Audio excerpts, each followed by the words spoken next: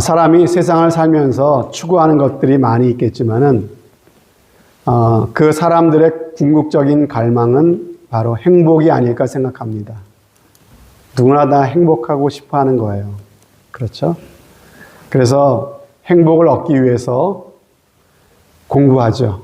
행복을 얻고 싶어서 열심히 일을 합니다. 더 행복해지고 싶어서 그래서 친구를 갈망하고 또 연인을 찾습니다. 다 행복해지고 싶어서 그러는 거죠. 그래서 인간은 행복이 어디에 있는지를 늘 묻고 있습니다. 여러분, 행복이 어디에 있을까요? 어떤 사람은 행복은 욕망을 만족시키고 그리고 마음껏 쾌락을 즐기는 데 있다라고 이야기를 합니다. 반대로 어떤 이들은 행복은 욕망을 좀 억제하고 절제하는데 그리고 덕을 쌓는데 행복이 있다 이렇게 이야기하기도 합니다.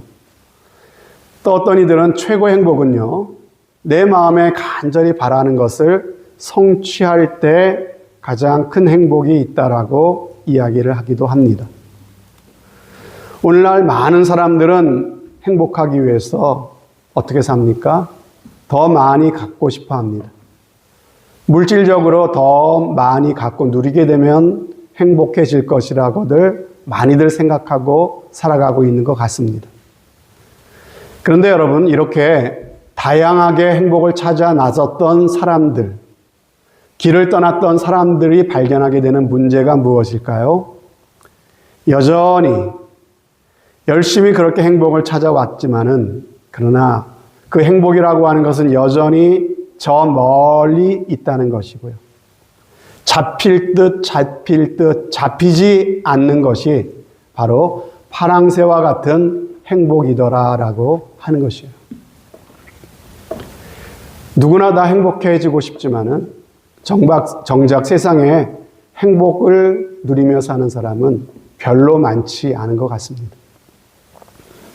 그래서 과거에도 그렇고 지금도 그렇죠. 세상에서 가장 많이 팔리고 또 가장 많이 읽혀지고 있는 책을 보면요, 어떻게 하면 성공할까? 어떻게 하면 행복해질까에 관계된 책이라고 하는 것이죠. 이것은 인간이 여전히 행복에 굶주려 있다는 것을 보여주는 증거입니다. 그렇다면 여러분, 다시 묻습니다. 진정한 행복이란 과연 어디에 있는 것일까요? 우리의 조상들은 전통적으로 오복이라고 하는 것을 행복의 기준으로 이야기를 했습니다. 여러분, 오복, 5가지의 복이란 말이죠. 이 5가지의 복이 있어야 인간은 행복하다 말했어요. 자, 수와 부귀와 강령과 유호덕, 고종명. 어렵죠? 이게 무슨 말입니까? 수라고 하는 것은요, 오래 사는 것이에요.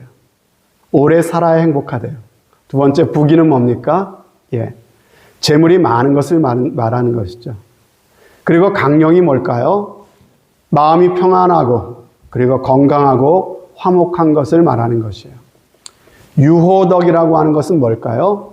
덕을 추구하고 도덕적으로 올바르게 살아가는 것을 말합니다. 그래야 행복이 있대요. 그리고 마지막 5번째, 고종명은 뭘까요? 큰 고통 없이 마지막을 그렇게 죽는 것을 말하는 것이죠. 고통 없이 잘 죽는 것, 이것이 행복의 또 하나의 기준이다. 이 5가지 오복을 말했습니다. 이게 우리 인간이 누릴 수 있는 최고의 행복이라고 하는 것이죠. 그렇다면 여러분, 그건 이제 세상에서 하는 얘기고 하나님의 말씀을 한번 돌아와 봅시다. 하나님의 말씀, 특별히 구약 성경에서는 인간의 행복, 이 복에 대해서 무엇이라고 말씀하실까요? 구약에 보면은요, 인간의 복과 저주에 대해서 아주 집중적으로 말씀하시고 계시는 성경이 있습니다. 그것이 바로 신명기 28장이라고 할 수가 있겠어요. 자, 신명기 28장 1절부터 보면은 이 인간의 복에 대해서 이렇게 말씀하고 계세요. 자, 네가 네 하나님 여호와의 말씀을 삼가 듣고 내가 오늘 네게 명령하는 그의 모든 명령을 지켜 행하면, 조건이죠. 행복의 조건. 그러면 어떤 복을 주신답니까? 네 하나님 여호와께서 너를 세계 모든 민족 위에 뛰어나게 하실 것이요. 여호와께서 내 하나님 여호와의 말씀을 청종하면은 이 모든 복이 내게 임하여 내게 이르리니 성읍에서도 복을 받고 들에서도 복을 받을 것이다. 그리고 내 몸의 자녀와 내 토지의 소산과 내 짐승의 새끼와 소와 양의 새끼가 복을 받게 될 것이고 내 광주리와 떡 반죽 그릇이 복을 받을 것이며 네가 들어와도 복을 받고 나가도 복을 받게 될 것이다. 이렇게 말씀하세요. 여러분, 정말 이런 복을 우리도 받았으면 참 좋겠죠. 여기서 네가 들어와도 복을 받고 나가도 복을 받을 것이다. 이 구절에서 예수 잘 믿는 그 인앤아웃 버거를 창립하신 분이 여기서 따가지고 와가지고 인앤아웃 버거라고 하는 그러한 이름을 지었다고 하죠.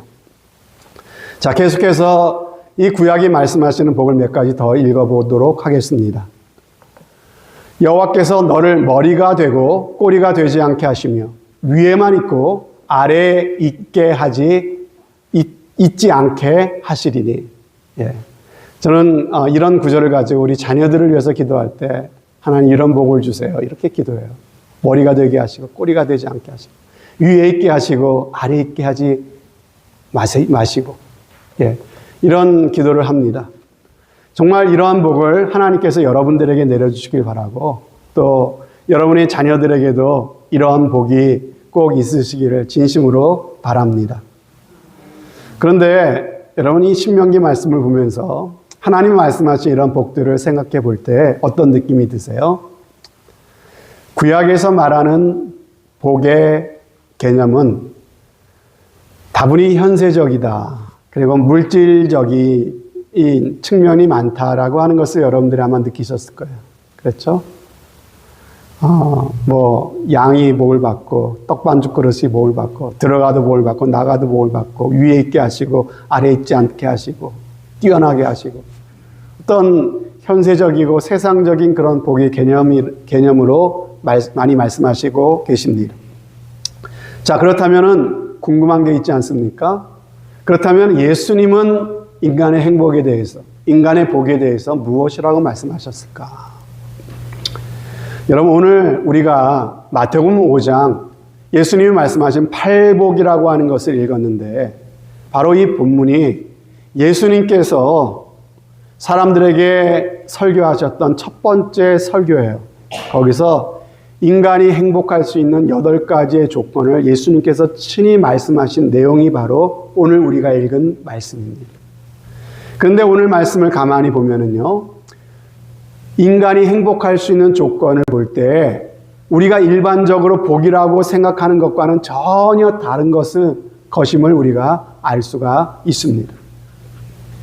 여러분, 어떤 외적인 성공이나 성취나 건강이나 재물 같은 것을 복이라고 예수님은 그렇게 말씀하시지 않으신다는 거예요. 여러분, 예수님께서 이 땅에 오신 이유가 뭐라고 말씀하셨습니까? 내가 온 것은 뭐하러 오셨다? 후반절에 보니까 양으로 생명을 얻게 하고 더 풍성히 얻게 하려는 것이라. 예. 우리에게 생명을 주시기 위해서 오셨다는 것이죠. 우리를 구원하시고 생명을 주실 뿐만 아니라 그 생명을 더 풍성히 얻게 하셔서 그 생명을 풍성히 누리게 하시기 위해서 예수님이 오셨다고 하는 거예요.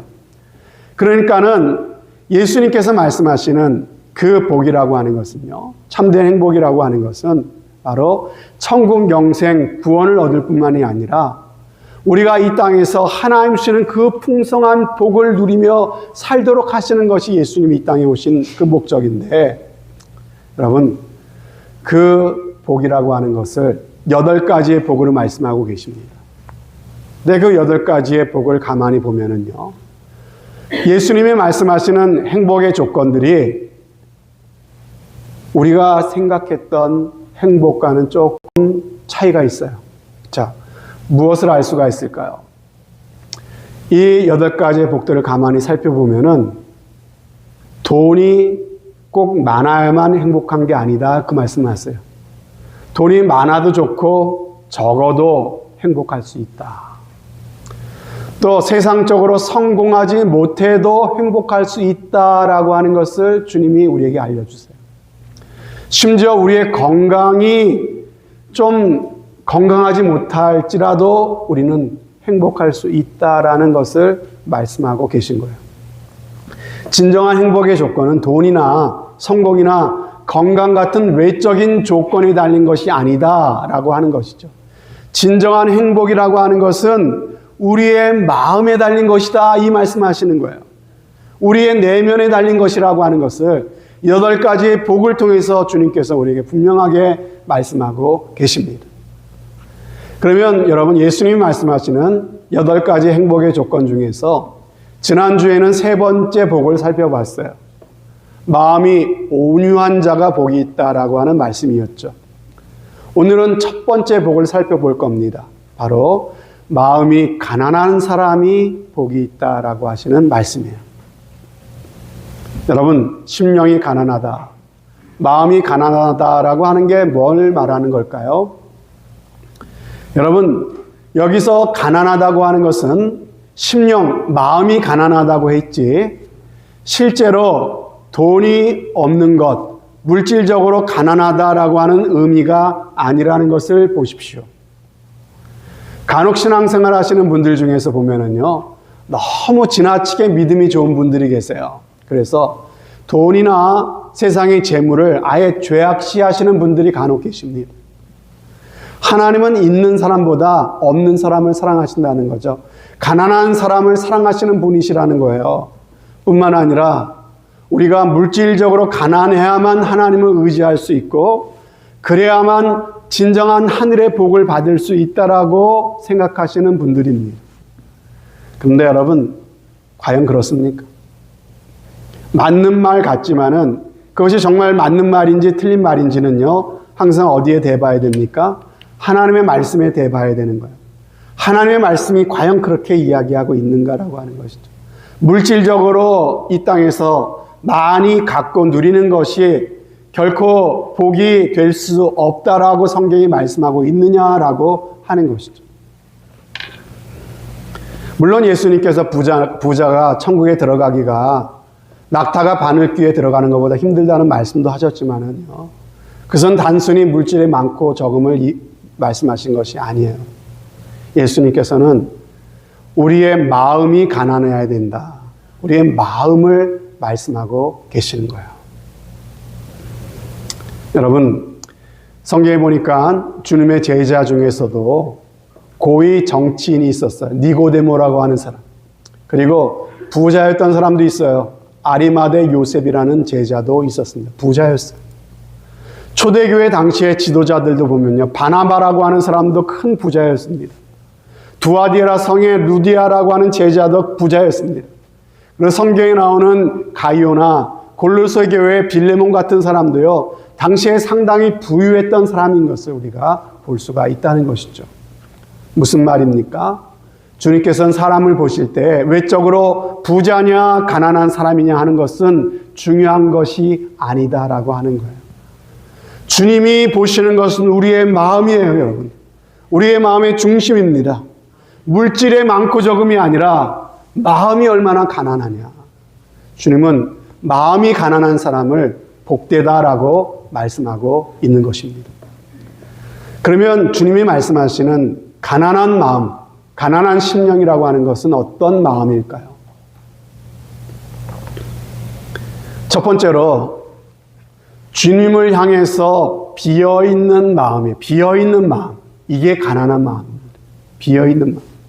물질이 많건 적건, 여러분, 세상에는 그 마음이 무엇인가로 꽉 차 있는 사람이 있어요. 마음과 생각이 온통 돈 하면서 돈으로 꽉 차 있는 사람들이 있어요. 생활의 염려와 근심으로 꽉 차 있는 사람이 있어요. 자식 생각으로 꽉 차 있는 사람이 있습니다. 돈 벌 궁리로 꽉 차 있는 그런 생각으로 가득 차 있다면은, 그래서 그러한 마음에 주님을 모셔드릴 그러한 빈 공간, 마음에 여유가 없다면요, 그런 마음은 결코 가난한 마음이 아닌 것입니다. 그리고 또 그 마음 속에 자기의 생각으로 꽉 차 있는 사람이 있어요. 자기의 주장으로 꽉 차 있는 사람이 있어요. 그래서 주님이 무슨 말씀을 하셔도 그 말씀을 받아들이기 힘든 사람이 있습니다. 이런 사람들 역시 마음이 가난하지 못한 사람이에요. 다시 말씀드려요. 마음이 가난하다는 게 뭐라고요? 주님을 위하여 내 마음이 비어있는 상태가 바로 마음이 가난한 거예요. 자, 두 번째로 마음이 가난하다고 하는 것은요, 하나님 앞에 겸손한 마음입니다. 겸손한 마음. 여러분, 겸손하다고 하는 것은요, 나의 부족을 깨달아야 돼요. 내가 얼마나 하나님 앞에 큰 죄인인지를 깨달아야 됩니다. 그래야 우리는 하나님 앞에 겸손할 수 있고, 그래야 주님의 십자가 앞에 나올 수가 있는 거예요. 내게는 아무 공로나 자격이 없기 때문에 오직 하나님 앞에 두 손 들고 나올 수밖에 없는 영적인 빈곤함이 바로 가난한 마음이라는 것입니다. 그래서 여러분, 심령이 가난한 사람은요, 겸손한 사람이에요. 여러분, 성경에서 이처럼 마음이 가난한 사람들이 주님께 능력을 받고 은혜를 받고 귀하게 쓰임 받는 것을 볼 수가 있어요. 여러분, 사사 기드온은요, 뭐라고 말했습니까? 보소서, 나의 집은 므낫세 중에 지극히 약하고 나는 내 아비 집에서 제일 보잘것없는 적은 자 아닙니까? 이렇게 말하지 않았습니까? 그런 기도를 하나님이 쓰셨다는 거야. 이사야 선지자는 뭐라고 고백했습니까? 화로다 나여 망하게 되었도다. 나는 입술이 부정한 중에 거룩하신 하나님을 배웠음이로다. 라고 했을 때 하나님께서는 그런 이사야를 귀하게 들어 쓰셨다는 것이죠. 여러분, 베드로를 생각해 보십시오. 베드로는요, 성격이 자기 주장이 강한 사람이에요. 자신만만한 사람입니다. 자신을 믿고 살아가는 현대인의 전형을 보여주는 인물이 베드로예요. 그런 베드로였지만 그가 주님을 만났을 때 어떻게 했습니까? 그 앞에 엎드려 나를 떠나소서 나는 죄인입니다 라고 고백하지 않았습니까? 그런 베드로를 하나님께서 쓰셨다는 것이죠. 사도 바울을 보십시오. 그는 세상 그 누구보다 세상적으로 내세울 게 많은 사람이었어요.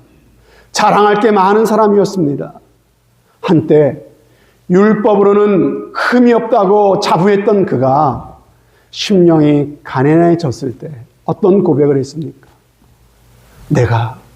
내가 죄인 중에 괴수입니다. 이런 고백을 하지 않았습니까? 그런 바울을 쓰셨다는 것이죠. 여러분, 심령이 부유한 것과 심령이 가난한 것과 좋은 대조를 보여주시는 예수님의 비유의 말씀이 누가복음 18장에 나옵니다.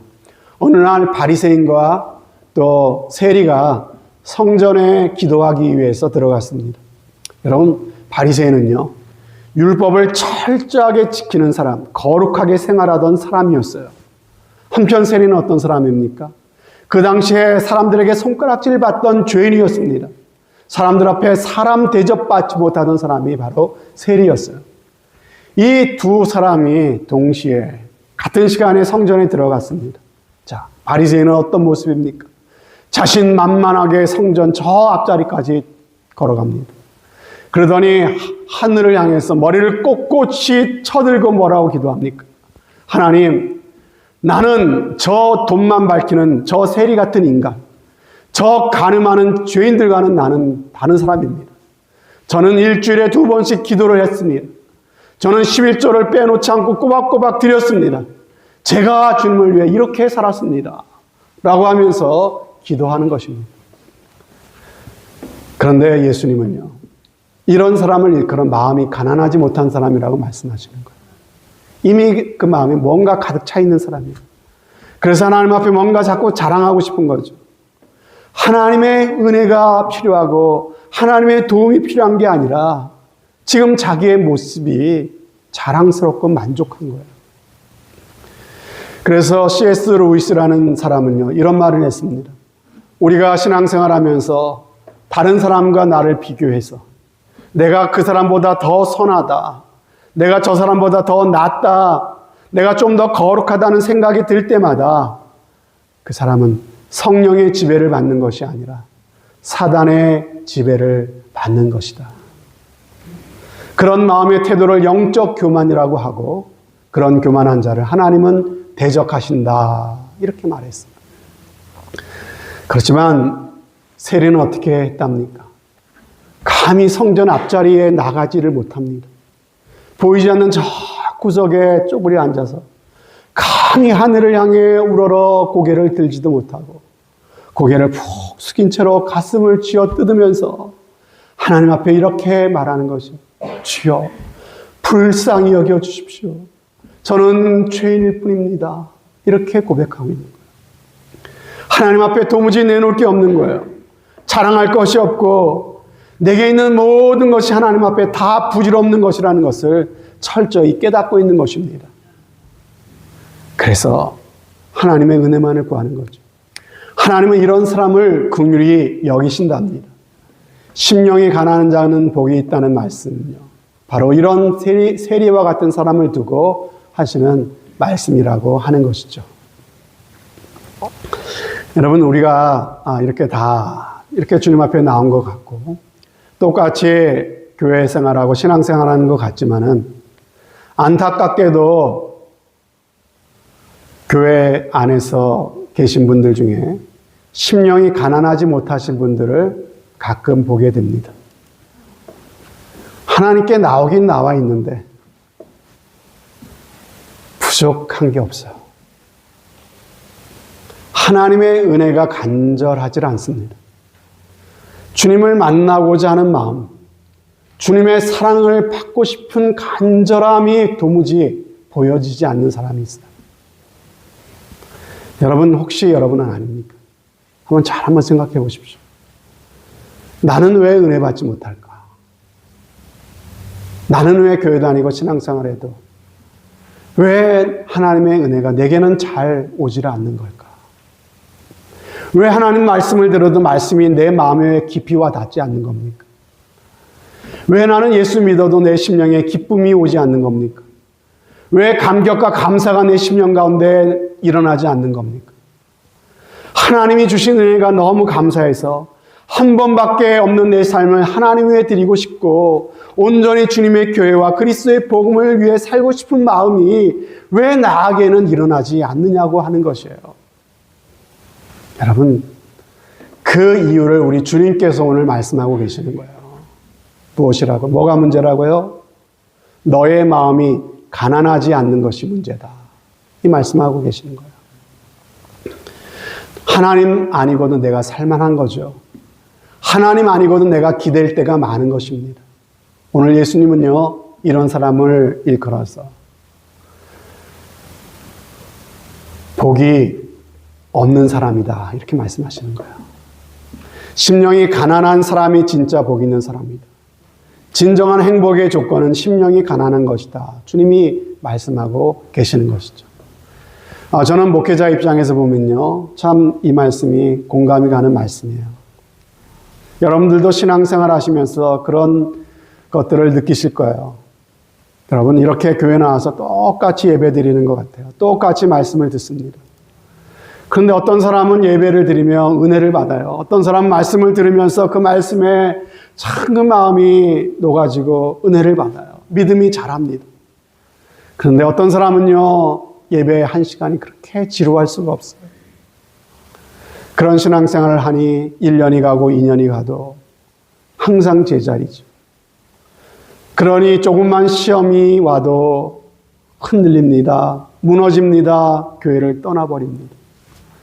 조금만 마음이 상해도 믿음의 선한 결심을 저버립니다. 여러분, 왜 이런 차이가 나는 것일까요? 바로 그 마음이 가난한가, 그렇지 않은가에 달려있는 거 아니겠습니까? 그래서 예수님께서 첫 번째로 하신 행복의 기준이 바로 이거라는 거예요. 과연 너희의 마음이 가난하냐라고 하는 것이죠.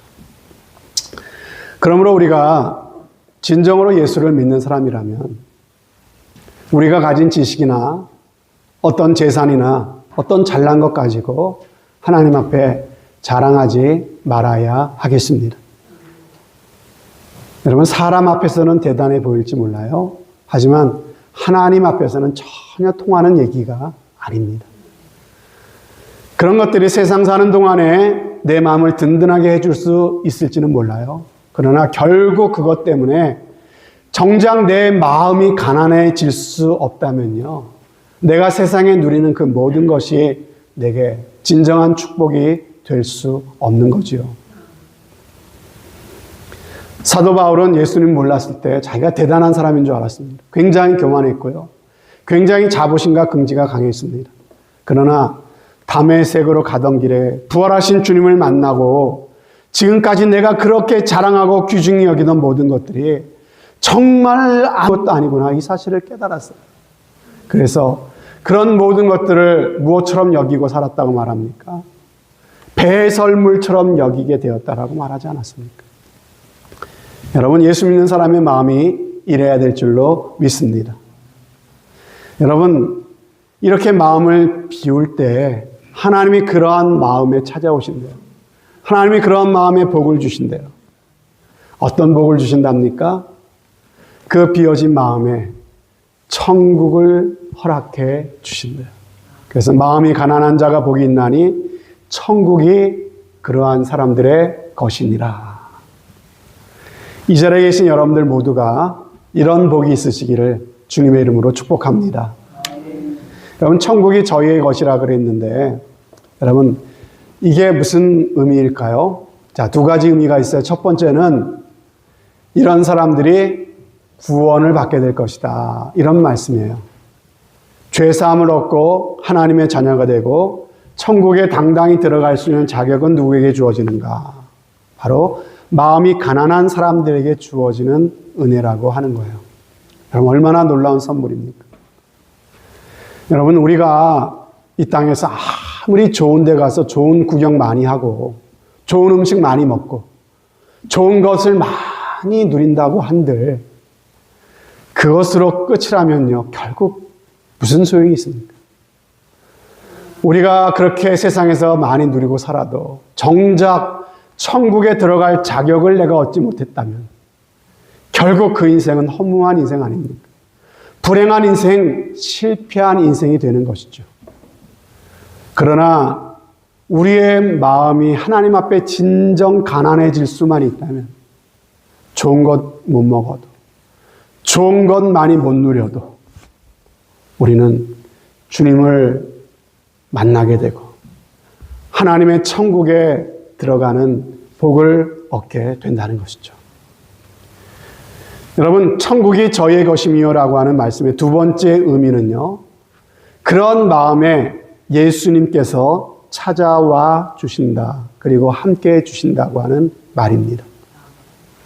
그리고 예수님이 내 마음 가운데 찾아오셔서 함께 해 주실 때 심령의 천국이 이루어지게 된다는 말씀이에요.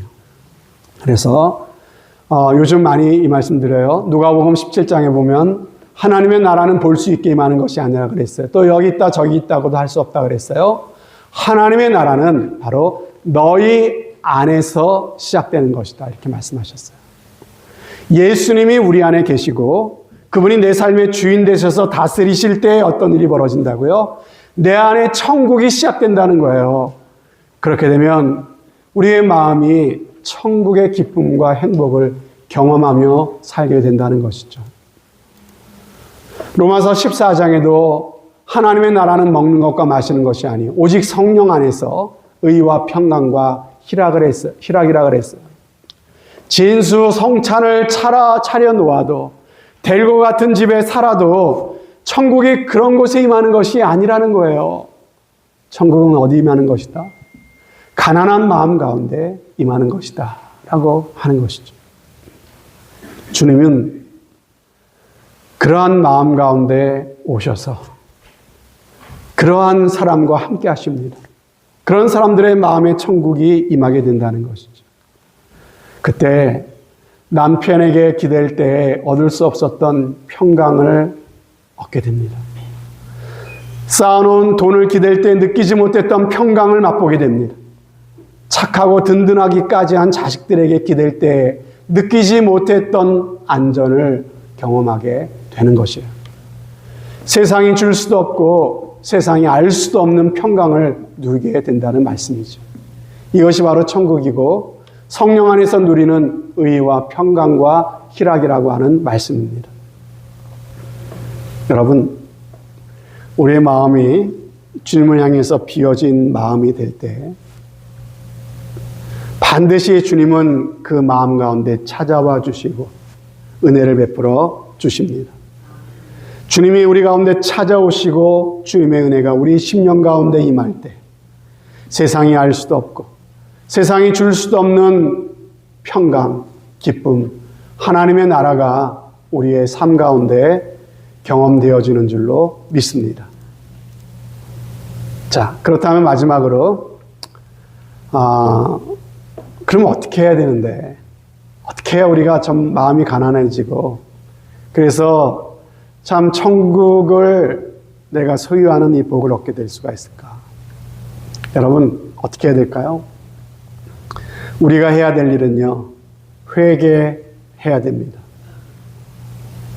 예수님 말고 다른 것으로 내 마음을 가득 채우며 살았던 것이 하나님이 원하시는 삶이 아니었구나, 그것이 죄였구나라는 사실을 내가 깨닫고 돌이키는 겁니다.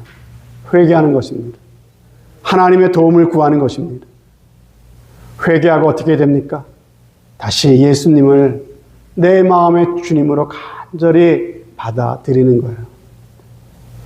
그럴 때 하나님의 나라가 우리의 심령 가운데 임하게 된다는 것이죠. 여러분, 예수님을 받아들이는 것도 마음이 가난해야 진심으로 받아들이게 돼요. 여러분, 회개하는 것도 마음이 가난해야 진심으로 회개하게 돼요. 그리고 회개해야 또 마음이 또 더 가난해지는 거예요. 그냥 한번 믿어나 볼까? 이게 아니죠. 주님, 진심으로 주님이 필요합니다. 주님이 나를 받아주지 않으시면 나는 소망이 없습니다. 부스러기 은혜라도 줬사오니 내게 은혜를 베풀어 주옵소서. 그렇지 않으면 내게는 아무 소망이 없습니다. 내게는 진정 주님이 필요합니다. 이러한 고백으로 주님 앞에 나올 때 주님은 그러한 사람을 귀히 보시고 그러한 마음에 찾아와 주시는 줄로 믿습니다. 여러분, 언제 우리의 마음이 가난해질까요? 저는 교회를 다녔지만 마음이 가난해지지 않았습니다. 내가 왜 죄인인지 도저히 마음으로는 이해가 되지 않았습니다. 근데 언제부터 진짜 내가 죄인이구나 하면서 마음이 가난해졌냐면요, 매일마다 교회 와서 기도하기 시작하면서 그것이 바뀌었습니다. 여러분, 하나님은 빛이라 그랬어요. 빛. 내가 어둠 가운데 있으면요, 어둠 가운데서 내 얼굴에 무엇이 묻었는지 보이지 않습니다. 죄가 죄로 느껴지지 않는 이유가 거기에 있는 거예요. 내가 어둠 가운데 있기 때문에.